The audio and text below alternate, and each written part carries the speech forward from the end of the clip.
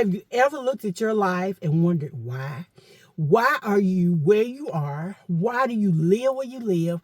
Why did you grow up in the family you are growing up in or grew up in? Why are the circumstances of your life such as they are? Well, if you have, you're not alone. So many of us have asked ourselves the same question, and we face doubts about whether what we are doing, whether it's meaningful, whether we're helping anybody, what is going on with us.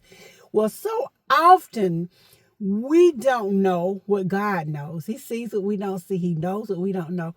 And so many times he has strategically placed us in the positions in which we're in. You know, in another video, we talked about Rahab and how God has strategically placed her on the wall, how he knew he was going to use her, how he orchestrated the events of her life, even the profession in which she was in. And, you know, we know she was a prostitute. But God had a plan for that. He used even that. Regardless of her past, regardless of her sin, he used her. He knew what she was going to do before she did it.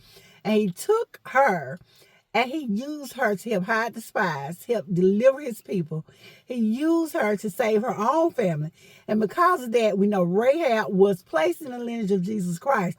What a blessing. What a miracle for a non-believer, for a woman who was not originally supposed to have anything to do with our Christian faith, but she does. And so the woman we're going to look at today is a continuation of this series on women in the Bible who God used mightily. And that is the character of Queen Esther. Most of us have heard the story already of Esther, how she was living with her uncle and she just, you know, she was an orphan and she was being raised by him.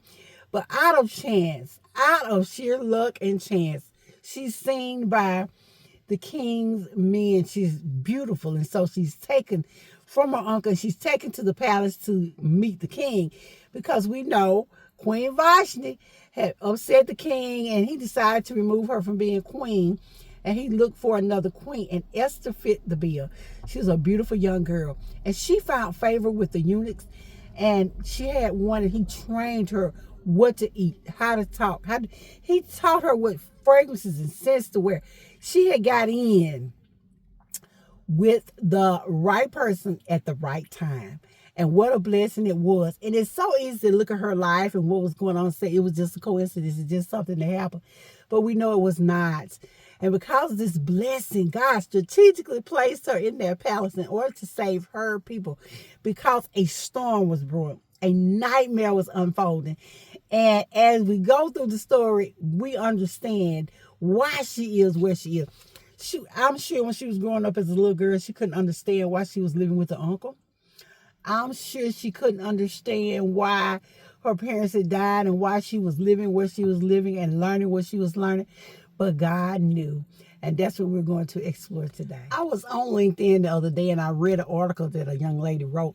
And one of the things she said was that her pain taught her wisdom.